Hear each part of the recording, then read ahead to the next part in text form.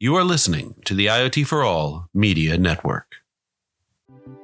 Hello, everyone, and welcome to another episode of the IoT For All podcast on the IoT For All Media Network. I'm your host, Ryan Chacon, one of the co-creators of IoT For All. Now, before we jump into this episode, please don't forget to subscribe on your favorite podcast platform or join our newsletter at iotforall.com/newsletter to catch all the newest episodes as soon as they come out. One of the last things I wanted to mention before we jump into this episode is that our wonderful partners, CalChip Connect, are excited to be leading the way in the IoT space, helping to drive digital transformation and decentralized open source wireless technology. A decentralized network is a community-managed network offering public wireless services to IoT developers and consumers in exchange for valuable cryptocurrency.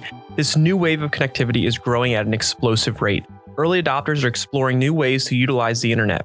It's time to move away from the aging infrastructure and embrace a peer-to-peer model. Decentralized wireless has momentum and is here to stay. So please check out calchipconnect.com. That's calchipconnect.com.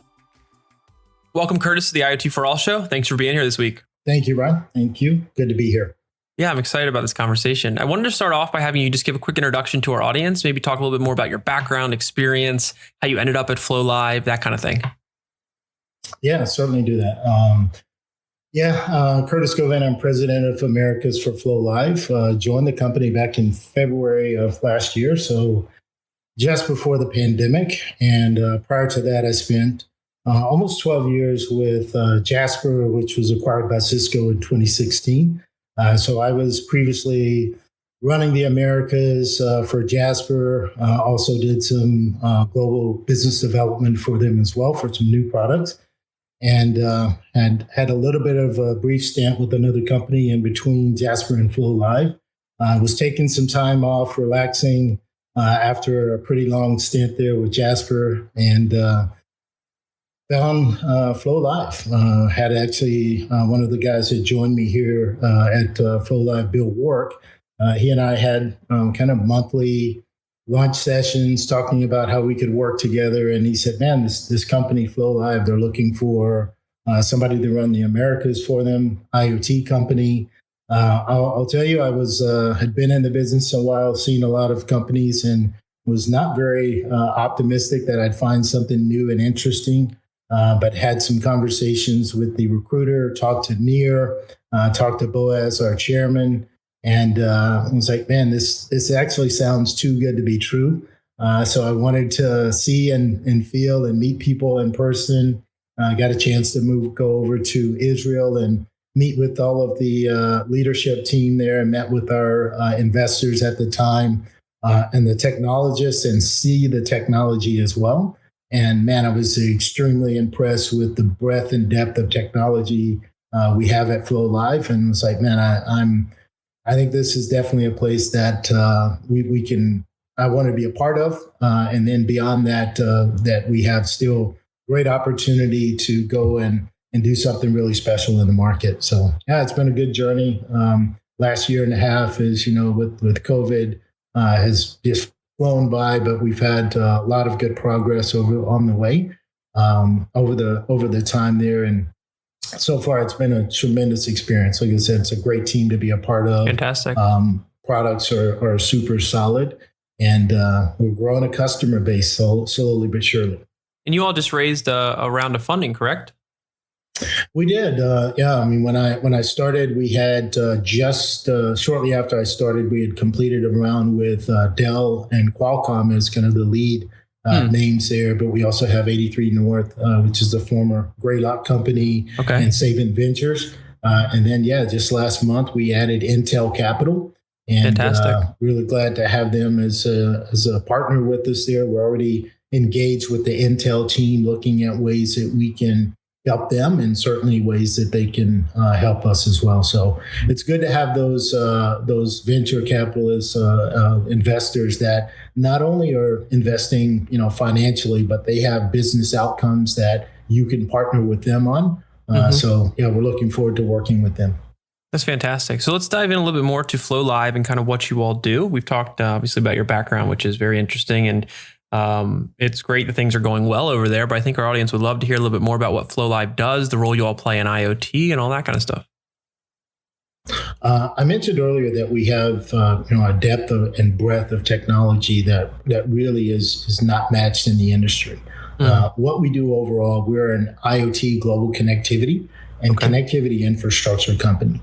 And that's pretty broad because, as I said, we have a broad amount of technology. We have offices around the world. Our customers include mobile network operators, MVNOs, IoT service providers, OEMs like Dell. That's one of our investors and customers. Right. We have enterprise customers as well.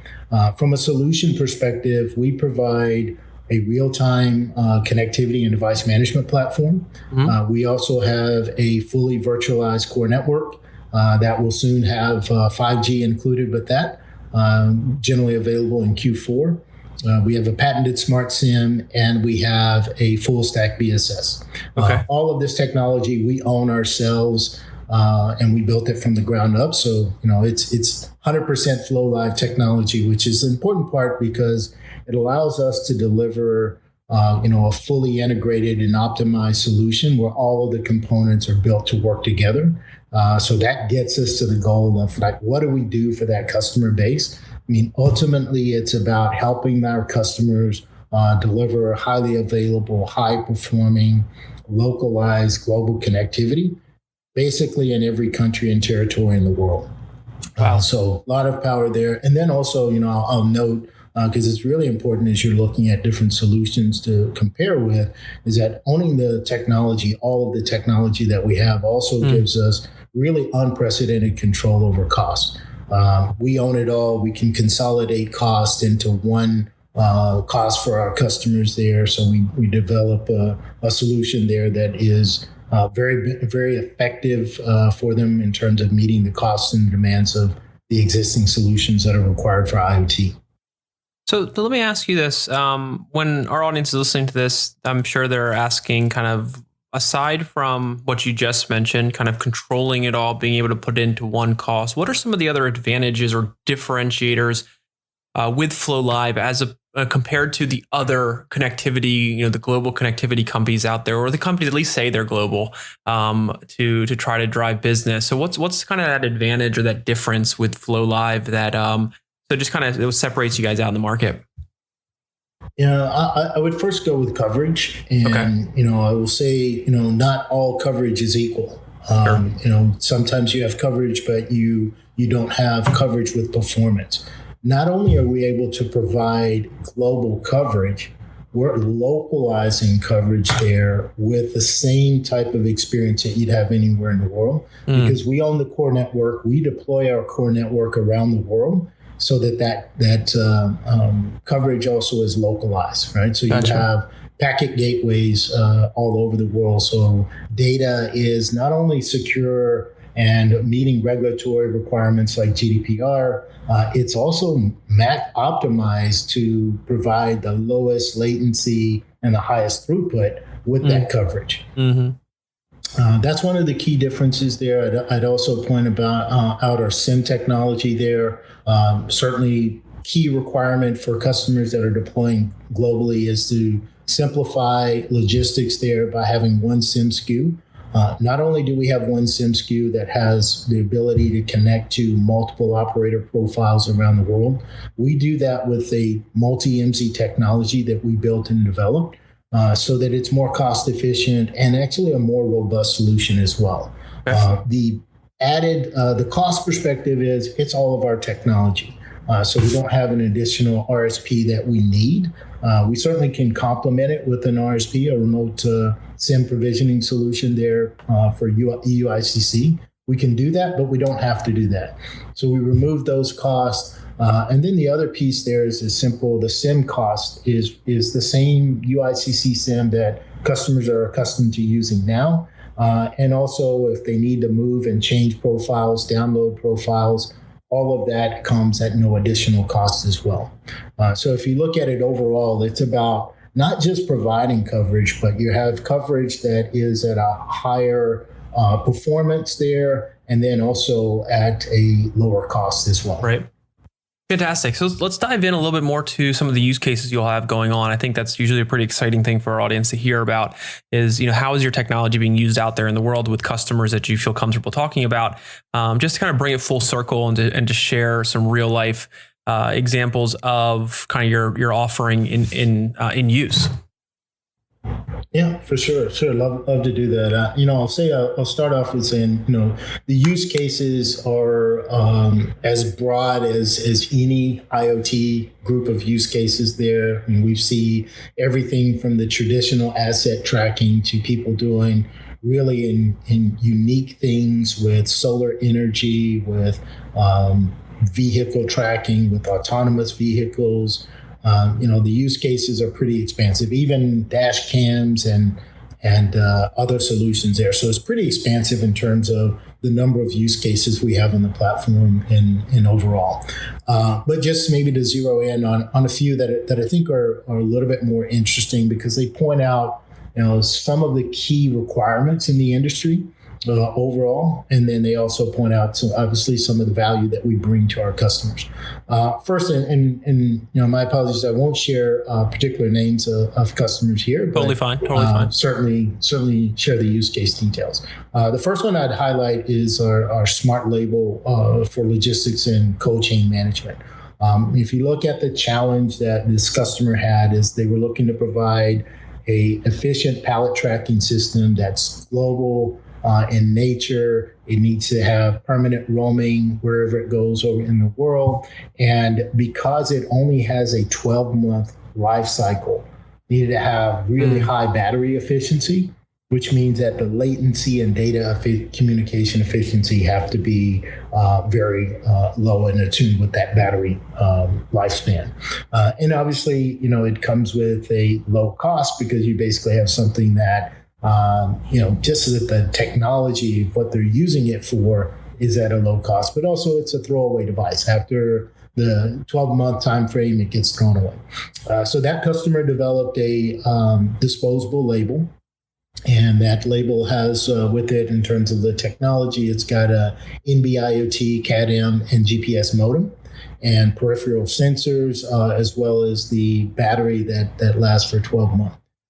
From the floLIVE perspective, kind of starting at the top, the single SIM SKU that provides that local coverage globally is a key piece there. Because the costs are low, having that SIM that's a UICC-based SIM versus a UICC was important to keep the costs low as well there. And then that localized global coverage where core networks are close by to reduce that latency, improve the data efficiency. That piece is what we provided as a native thing to core floLIVE. Then the last piece that is really pervasive around the industry is aligning with a new business model. In this case, they've got a 12-month time. That's what they have. They know what their costs are. They know what their revenue is over that 12-month time. So we developed a business model that was a one-time fee for connectivity and SIM all bundled together. So that's aligned with what their commercial model is as well. So that's our smart label solution there. That, when you said that customer is often deploying globally there and having some good success with that solution there. The other use case I'll talk about is in the solar energy space. Okay. And this one obviously is we're seeing it's another kind of, if you look at different verticals or solution areas for IoT, solar energy is obviously having pretty exponential growth as well. And, different models for residential, commercial, industrial, as well as utilities. But really the use case that we're focused on is really that residential and commercial part of the business there, where they're monitoring the generation of the energy and also the use of that energy. So they can turn around and have a better understanding of what that generation efficiency is over the course of time. It also has usage profiles for the systems that are connected to it, whether there be appliances for residential or it's different systems for industrial, commercial usage. They're monitoring the usage of those systems there, how much power is being generated, when it's being generated, and how. So they get all of that data in. And for them, it becomes, that how do I improve the overall uptime of appliances that are connected? And this is the interesting part that goes into the predictive analysis and maintenance of systems there, where they can actually tell if a device that's connected to the solar system, if it has an increase in power usage, what's that reason behind it? And sometimes that's a failure of a component, so they can send out someone for repair for that. So you increase the uptime of that system that's actually connected to it, as well as increasing the uptime and the performance of the actual solar panels that are getting used. So very interesting use case there. Other key things for the solar energy piece that are critical requirements there. Network longevity is very crucial for them. These solutions have a lifespan, I should say, of 25 to 30 years. So they need business continuity, and they need to ensure that that network is going to be available.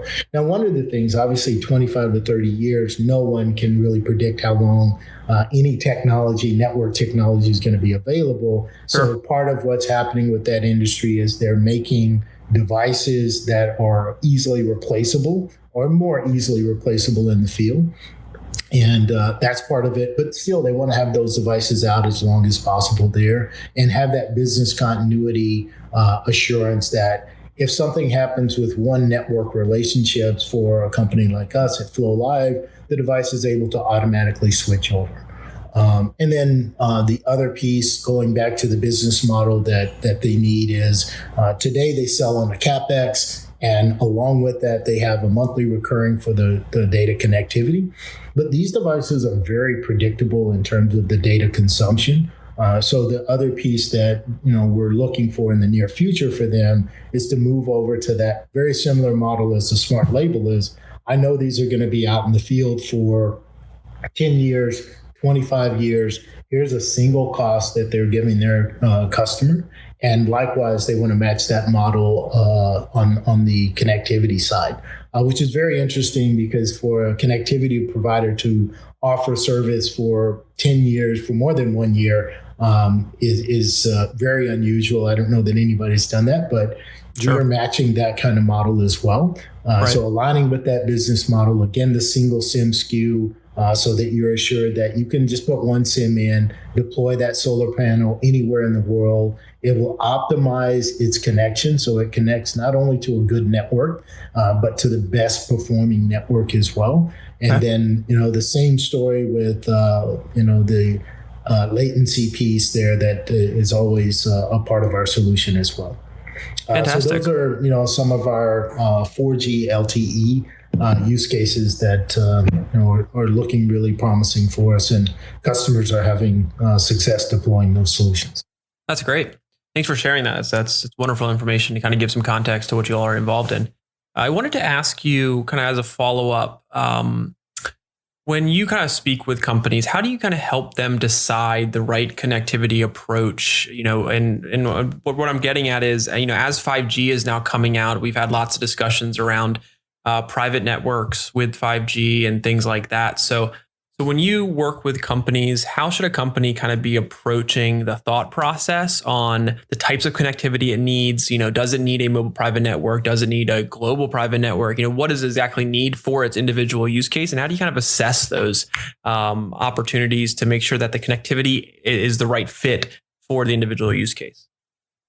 Yeah, it's a really good question. And it really, it connects with what we do and how, I generally like to run our business here.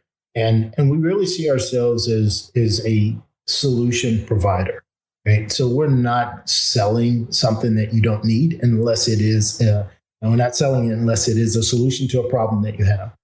So the first thing, we take is a consultative approach. Okay. And we have an operations review with all of our prospective customers. Once we get to the point where we've mutually agreed to work together.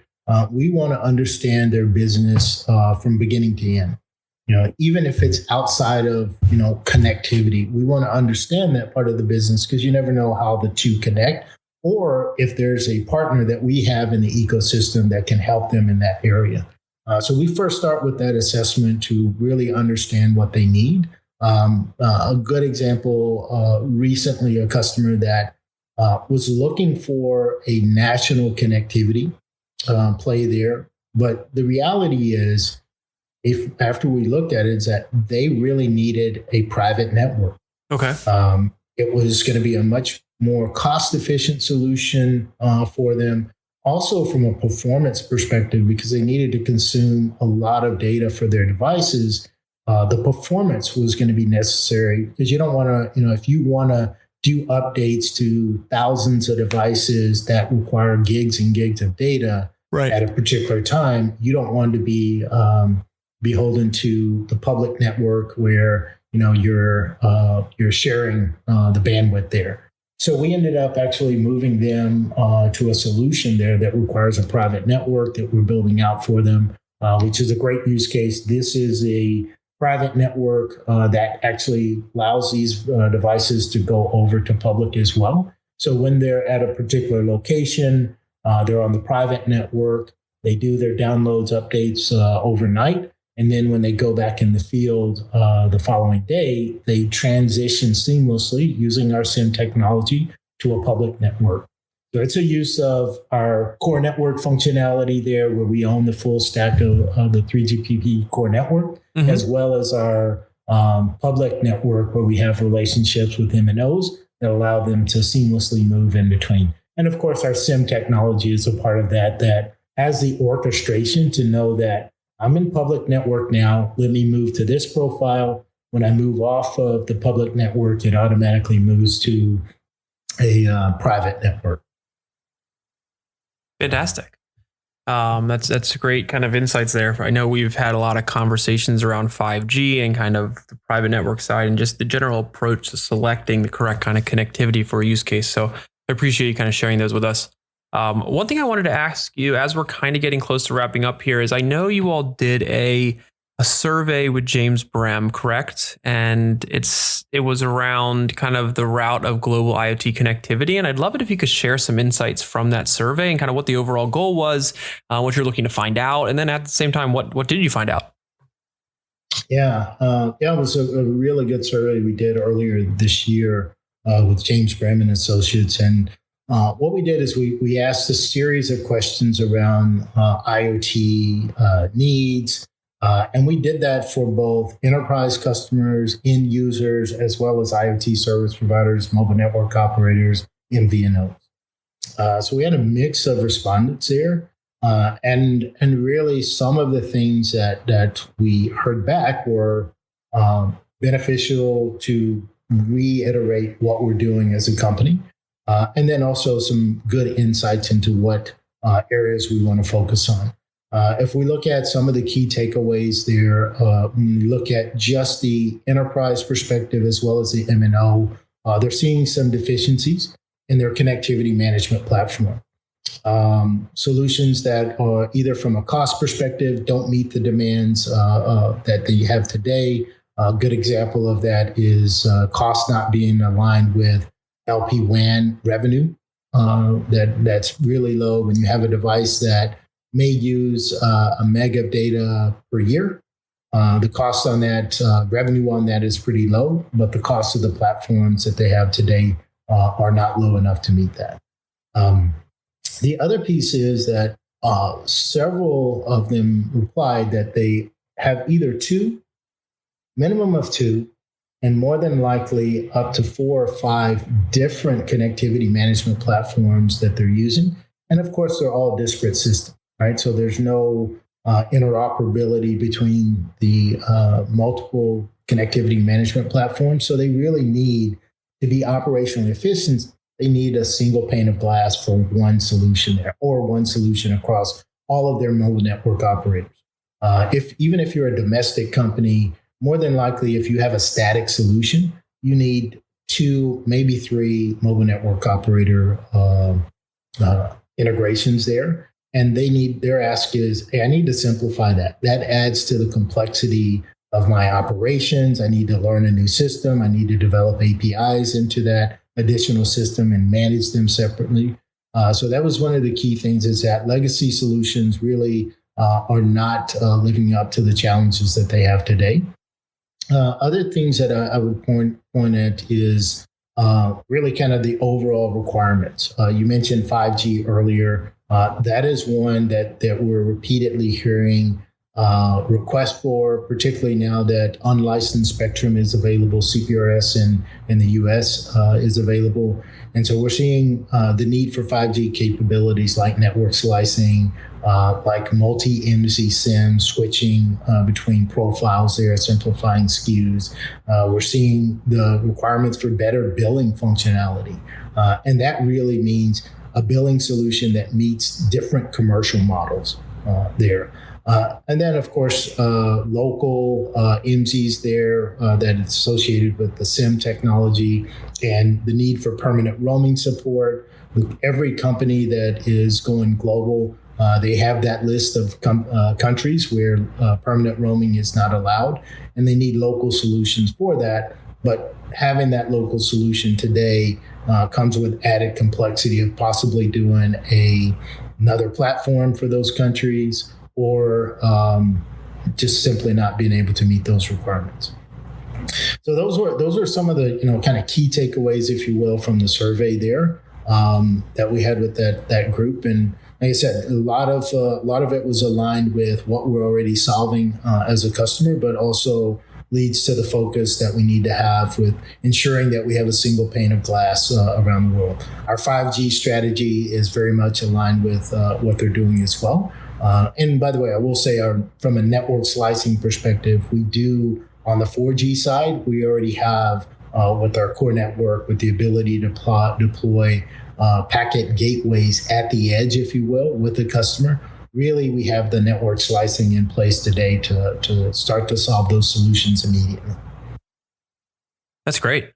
That's I've heard recently the kind of one pane of glass approach, if you will, used more often than I ever have before. And I think as we kind of understand and better understand how companies are positioning themselves in the market, I think that one pane of glass approach really applies well to what companies should be looking for when they're looking for a company to work with, especially on the connectivity side, the application side, that kind of side. So that's been fantastic. Thanks again for kind of getting into that. How long was that survey run for, by the way? I think we ran it for 4 months. Oh, wow. Okay. We ran the survey. Yeah, we had like almost 1,000 respondents to it good. there. So it was a really good, I'll say James Brehm and Associates, they do a really good job of these surveys. Are very experienced in the market. They know the industry well. So it's good to have a partner like them to work with. And we got some really, really good results that, like I said, we're leveraging to improve our business. That's awesome. Yeah, no, we know James Brehm and those guys over there. They're actually a kind of like a analyst partner of IoT For All. So we've had a relationship with them for many years. They do great stuff. They know the space very well. So I'm glad you also had success working with them. That's fantastic. Last thing I wanted to ask you before we finish up here is, so when you all were, or I guess ever since you've kind of gotten involved with floLIVE, there are, when companies get started in IoT or are trying to venture into adopting IoT, there's always a lot of different avenues that a company can take because IoT can impact so many different areas within a business or a client's business even. How were you all, or I guess how do you all now even consider which avenues IoT will impact to position yourselves to be able to kind of take advantage of that across different industries? And I guess what advice do you have for companies out there maybe thinking about how to kind of break down the broad nature of IoT for their specific business to see kind of what makes the most sense for them? Yeah, I think I'll say in general, it goes back to what I said earlier. Every enterprise MVNO that's looking for a solution for IoT, they really should be focused on talking to people that take that consultative approach, because you really have to understand the various impacts of different business segments, different groups within a company there to really hone in on the right solution for them. And the other piece, that we bring to the table from our years of experience in the industry. So between me and my team, we have almost 90 years of experience in the industry. So the ecosystem partners that we have, people that we know around the industry, from module manufacturers, chipset manufacturers, OEMs, all of these, and even application service providers there. It's really important to know them and to have that vision of seeing multiple use cases and understanding how those use cases apply to a specific customer. And sometimes, what we're able to do is just save people the tons of time that it would take to learn these things on your own. Right. By just saying, look, we've seen this done. We know some pitfalls, some challenges that you're going to have. Here's how you get through that. Here's a partner in the market that you can talk to get through that. So it's really important for us to focus on that aspect, the consultative approach with customers there, and understand fully their business, their segment, who's doing what their objectives are. To get to the end point where we're delivering the right solution at the right time, and of course at the right cost. That's great. And I think that kind of segues into the final question I wanted to ask you as we're finishing up here is just if our audience wants to talk more, learn more about what you have going on at floLIVE, kind of have that consultative kind of conversation about what they're doing and find how, what you are offering could be a fit for them. What's the best way to reach out and connect? Yeah, reach out to me in various means. You can reach out to us at info@flolive.net, and or reach me directly at curtis.govan@flolive.net. Or, of course, we're on social media, LinkedIn, Twitter, however you want to reach us there. We're available to be reached, and we look forward to working with your listeners.